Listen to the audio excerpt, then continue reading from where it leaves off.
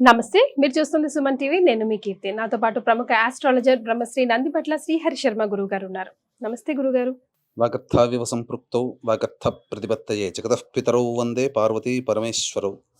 సదాశివసమారంభాం శంకరాచార్య మధ్యమాం అస్మదాచార్య పర్యంతం వందే గురు పరంపరాం. ఆదిత్యాయ చ సోమాయ మంగళాయ బుధాయ చ గురుశుక్రశనిభ్యశ్చ రాహవే కేతవే నమః. శృంగేరి జగద్గురు పీఠాధిపతులకి, కంచి పీఠాధిపతులకి నమస్కారములు తెలియజేసుకుంటూ కార్యక్రమాన్ని ప్రారంభిద్దాం. గురుగారు, సంవత్సరానికి 24 ఏకాదశులు వస్తూ ఉంటాయి. ఒకదానికొకటి పరమ పవిత్రమైనదని చెప్తూ ఉంటాం. కానీ పుష్యమాసంలో వచ్చే ఈ ఏకాదశికి చాలా విశిష్టం ఉంది. ఏ రకమైన సంకల్పమైనా ఒక్కసారి చెప్పుకుంటే నెరవేరుతుంది అని చెప్తున్నారు. ఎందుకు పుష్యమాసంలో వచ్చే ఈ ఏకాదశికి అంత ప్రాధాన్యత? అసలు ఎవరెవరికి వర్తిస్తుంది? ఎలా సంకల్పం నెరవేర్చుకోవాలనుకుంటున్నారు? పరిహారాలు, మేమేమైనా నియమ నిష్టలతో చేయాల్సిన పనులు ఏమైనా ఉంటే దయచేసి తెలియజేస్తారా? తప్పకుండానమ్మా. ఇప్పుడు ఈ పుష్యమాసంలో శుక్లపక్షంలో వచ్చే ఏకాదశి పుత్రదా ఏకాదశి. అంటే పుష్యమాసంలో వచ్చే ఏకాదశికి చాలా ప్రత్యేకత ఉంది. గుర్తుపెట్టుకుంటే ఈ సంబంధించినటువంటి ఏకాదశి పుత్రదా ఏకాదశి. తర్వాత ఈ కృష్ణపక్షంలో వచ్చే ఏకాదశి షట్తిల ఏకాదశి. శక్తిలా. ఇవి రెండు కూడా మానవుణ్ణి ఉద్ధరించడం కోసమే. కేవలం మానవుని పుణ్యం సంపాదించుకోవడానికి కాదు. మానవుడు ఉద్ధరింపబడేది ఎప్పుడు? తన వంశము, తన తరము ఇంకొక ముందుకు వెళ్ళినప్పుడు. అంటే శుక్లపక్షంలో వచ్చే ఏకాదశి వ్రతం ఆచరించడం ద్వారా సంతానం కలుగుతుంది. సంతానం కలిగితే ఉద్ధరింపబడతాడు కదా. తర్వాత పితృదేవతల్ని కూడా ఉద్ధరించేది ఈ యొక్క ఏకాదశి. మనకున్నటువంటి అనేక ఏకాదశులలో పితృదేవతల యొక్క అనుగ్రహాన్ని ప్రసాదించే ఏకాదశి ఇది ఒక్కటి మాత్రమే. అంటే మనకేమో ఇది పుష్యమాసం, కానీ నార్త్ సైడ్ వాళ్ళకందరికీ ఆల్రెడీ మాఘమాసం ప్రారంభమైంది, పౌర్ణమితోనే ప్రారంభమైంది. అక్కడ వాళ్ళకి మాఘమాసం కింద లెక్క. మనకేమో దక్షిణ దేశం ప్రాంతానికి ఇది పుష్యమాసం, ఎందుకంటే అమావాస్యతో మనకు ఎండ్ అవుతుంది. కానీ నార్త్ సైడ్ ఆ కాశీ కానీ ఢిల్లీ కానీ బెంగాల్ కానీ ఇటువంటి వాళ్ళకి ఏంటంటే పౌర్ణమితో ఎండ్ అవుతుంది మాసం, మనకు అమావాస్యతో ఎండ్ అవుతుంది. కాబట్టి ఇది మనకు పుష్యమాసం అవుతుంది, అక్కడ వాళ్ళకి మాఘమాసం అవుతుంది. కాబట్టి ఇందులో విశేషత ఏంటంటే చాలా మంది పెళ్లిళ్ళు కాక ఇబ్బంది పడేటువంటి వాళ్ళు కానీ, అలాగే ఎన్నో కష్టాలు అనుభవిస్తుంటారు. ఆ కష్టాలకి ఒక ఎండ్ అంటూ ఉండదు. అటువంటి వాళ్ళకి కానీ ముఖ్యంగా పితృదేవతలని తరింప చేయడం. ఎందుకంటే మోక్షాన్ని ప్రసాదించాలి అంటే నారాయణుడు మాత్రమే అర్హుడు. ఈశ్వరుడు ప్రసాదిస్తాడు మోక్షము, కానీ మోక్షకారకుడు నారాయణుడు. కాబట్టి ఈ రోజున పితృదేవతల యొక్క అనుగ్రహం కోసం, పితృదేవతలకి స్వర్గాధిపత్యం రావడం కోసం ఇక్కడ ఉన్నటువంటి ఆ సంతానము కొన్ని నియమాల్ని పాటించాలి. గురుగారు, ముఖ్యంగా సంతానం కోసం ఎంతైతే పాటు పడుతున్నామో సత్సంతానం కోసం కూడా అంతే ఇబ్బందులు పడుతూ ఉన్నారు గురుగారు. సో వాళ్ళకు కూడా ఉపయోగపడుతుంది? తప్పకుండా ఇది ఉపయోగపడుతుంది. పితృదేవతల ఆశీర్వచనంతో సత్సంతానం లభిస్తుంది. అంటే షట్తిల ఏకాదశి అంటే ఆ నువ్వులని 6 రకాలుగా ఈ రోజున ఉపయోగించుకోవాలి. షట్తిల అంటే 6 రకాల నువ్వులు. తిల్ అంటే నువ్వులు కదా గురుగారు హిందీలో. ఈ నువ్వులని 6 విధాలుగా మానవుడు ఉపయోగించాలి ఏకాదశి రోజున. అసలు చాలా మందికి అమ్మ కీర్తి ఈ ఏకాదశి వ్రతాన్ని ఎలా ఆచరించాలో చాలా మందికి తెలియదు. ఏకాదశి రోజున మాత్రం ఉంటారు. అసలు ఏకాదశి వ్రతాన్ని ఎలా ఆచరించాలంటే దశమి రోజు రాత్రి ముందు, ఏకాదశి ముందు దశమి కదా, ఆ రాత్రి ఎటువంటి ఆహారం తీసుకోకుండా నిరాహారంగా ఉండాలి. పాలు, పండ్లు, ఇతర పదార్థాలు తీసుకోవచ్చు, కానీ వండిన భోజనము పనికిరాదు, దాంపత్యము పనికిరాదు. బ్రహ్మచర్యం దశమి రోజు రాత్రి. తర్వాత తెల్లవారు ఎలాగో ఏకాదశి వస్తుంది కదా, ఆ ఏకాదశి రోజున ఉదయాన్నే లేచి 6 రకాలైనటువంటి నువ్వులని 6 రకాలుగా వినియోగించుకోవాలి. ఏకాదశి రోజున చాలా మందికి తెలిసిందే ఎటువంటి భోజనము ఆచరించరు, కానీ ఈ రోజున నీటిలో నువ్వులు నానబెట్టి ఉన్నటువంటి నీటిని తాగాలి. మొట్టమొదలుగానే స్నానం చేసే విధానం ఎలా ఉంటుందంటేనమ్మా, తిలల్ని బకెట్లో నీళ్లు పోసుకుంటారు కదా, ఆ నీళ్లలో నల్ల నువ్వులు వేసి ఆ నీళ్లతో స్నానం, అంటే శరీరం నుంచి ఆ నల్ల నువ్వులు జారువాడాలి. లేదు అందరూ షవర్లో పెట్టుకుంటారు, కొన్ని నీళ్ళలు తల మీద వేసుకొని షవర్ మీద స్నానం చేసిన ఆ యొక్క శరీరం నిండా తిలలు ఇలా ఉండాలి. తిలలు అంటే నువ్వులు. తర్వాత స్నానం చేసిన తర్వాత శుచి అయిన తర్వాత నువ్వులు పిండిని ఉమ్. ఒంటికి రాసుకోవాలి ఆ రోజు ఓ, స్నానం చేసిన తర్వాత. స్నానం చేసిన తర్వాత. ఓకే. ఇది రెండవది. ఉమ్. ఆ విధంగా ఉండాలి. ఇక మూడవది, స్నానం చేయగానే ఆ నల్ల నువ్వులను అలా ఒంటికి రాసుకుంటారు కదా, పిండి ముద్దను రాసుకున్న తర్వాత తులసి చెట్టు దగ్గర ఉమ్. విష్ణు ప్రతిమ కానీ చిత్రపటం కానీ లేదా తులసి చెట్టు దగ్గర అష్టదళ పద్మం వేయాలి. ఉమ్. వేసిన తర్వాత అక్కడ అందులో ఆవు నేతితో దీపారాధన చేసి విష్ణు ప్రతిమ గనుక ఉంటే ఉమ్. విష్ణు సహస్రనామ పారాయణం చేసి ఉమ్. విష్ణు అష్టోత్తరముతో తిలలతో స్వామివారి పాదాల దగ్గర వేయాలి. అర్చనలాగా చేయాలి. అర్చనలాగా చేయాలి, తిలలతో అష్టోత్తరంతో. అర్చన చేయాలి. ఓకే. ఇది మూడో రక విధానం. ఎస్.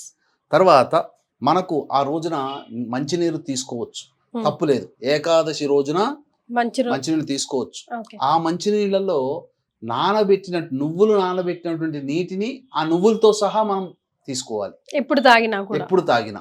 ఇది 4వ విధానం. గురుగారు. ఇక 5, 6 విధానాలు మాత్రం చాలా అద్భుతమైనటువంటివి. ఇది చేతనైన కొలది, శక్తి కొలది వాళ్ళు చేయాలి. వీక్షించేటువంటి ప్రేక్షకులకి గమనిక, ఈ నెల 29వ తారీఖు రోజున మౌని అమావాస్య లేదా చొల్లంగి అమావాస్య అని అంటారు. ఇది చాలా ప్రభావవంతమైంది ఈ సంవత్సరం. ఎందుకంటే అమావాస్య రవి మాత్రమే ఉంటాడు, కానీ చంద్రుడిలో చక్కటి నక్షత్రం శ్రవణ నక్షత్రం ఆ రోజున ఉంది. కాబట్టి రవి చంద్రుల సమాగమం ఈ అమావాస్య అత్యంత ప్రభావవంతమైనది. దీన్ని దృష్టిలో పెట్టుకొని మానవులకి అనేక రకాల కష్టాలు వస్తాయి. కోర్టు సమస్యలు, శత్రు సమస్యలు, ప్రయోగ బాధలు, అలాగే ఈ సంబంధించినటువంటి వివాహ సమస్యలు మరియు ఉద్యోగపరమైనటువంటి సమస్యలు, ఆర్థికపరమైన సమస్యల నివారణకి దశమహావిద్యలలో భాగంగా ప్రత్యంగిరా హోమం, బగళాముఖి హోమం, ధూమవతి హోమం, వారాహి హోమం, రాజశ్యామల హోమాలు పర్ హెడ్ 2100కి చేయించడం జరుగుతుంది. అవకాశం ఉన్న వాళ్ళు కార్యక్రమ తదనంతరం కాంటాక్ట్ చేసి మీ గోత్రనామాలు నమోదు చేసుకోవచ్చు. ఇక 4 విధాలుగా నువ్వులను ఎలా వాడాలో ఈ ఏకాదశి రోజున చెప్పాను కదా. 5వది, నువ్వులని బ్రాహ్మణుడికి దానం చేయాలి. ఇంత అంతా ఏమైనా ఉందా గురుగారు? కేజీలు, అర కేజీ, ఎంతైనా చేయొచ్చు, శక్తి కొలది. ఓన్లీ నువ్వులు మాత్రమే దానం చేయాలి. లేదు దానం ఎవరు తీసుకోలేకపోతే హోమం చేసుకోవాలి ఏకాదశి రోజున. ఏకాదశి రోజున చాలా ప్రధానమైనటువంటిది ఏంటంటే హోమం చేయాలి. హోమం చేసినప్పుడు దానము చేయవచ్చు, హోమం కూడా చేయవచ్చు. ఆ హోమంలో ఆ రోజున సకల పాప క్షయార్థము ఈ సంబంధించినటువంటి నువ్వులతో, నల్ల నువ్వులతో విష్ణుమూర్తికి సంబంధించినటువంటి నారాయణ హోమం, తెల్ల నువ్వులతో ఈశ్వర హోమం, రుద్ర హోమం జరిపించుకోవాలి. మానవుడికి సకల పాపాలు, గత జన్మ కర్మదోషాలన్నీ తొలగిపోతాయి. ఇక మధ్యాహ్నం రోజున ఆ తర్పణాలు, నల్ల నువ్వులతో తర్పణాలు వదలాలి పితృదేవతలకి. ఆ రోజున ఏకాదశి రోజున వదలాలి. ఇక తర్వాత ఆ రోజంతా ఉపవాసం ఉంటారు కదా, నీళ్లు ఎప్పుడు తాగినా నువ్వులు కలిపిన నీళ్ళని తాగాలి.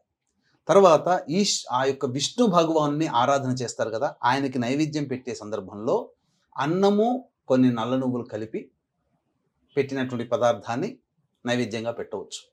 తర్వాత ఆ రోజంతా ఉండి ద్వాదశి తిథి రోజున, ఆదివారం అయింది, ఆ రోజున మూలా నక్షత్రం ఉంది, ద్వాదశి తిథి ఉంది, రాత్రి వరకు ఉంది. కాబట్టి ద్వాదశి తిథి రోజున పొద్దునే లేచి కాలకృత్యాదులు తీర్చుకొని మళ్ళీ తులసి చెట్టు దగ్గర ఆవు నేతితో దీపారాధన చేసి విష్ణు సహస్రనామ పారాయణం చేసి తదనంతరం చక్కగా ఆ యొక్క అన్నము, నువ్వులు కలిపినటువంటి తెల్ల నువ్వులైనా నల్ల నువ్వులైన పదార్థంని నైవేద్యంగా పెట్టి ఎవరికైనా ఒక వ్యక్తికి అన్నము సంతర్పణ, అన్నదాన సంతర్పణ ఆ విధంగా చేసి తర్వాత కుటుంబ సభ్యులు అందరూ కలిసి ఈ యొక్క తిలలతో కూడుకున్నటువంటి పదార్థాన్ని భోజనంగా స్వీకరించాలి.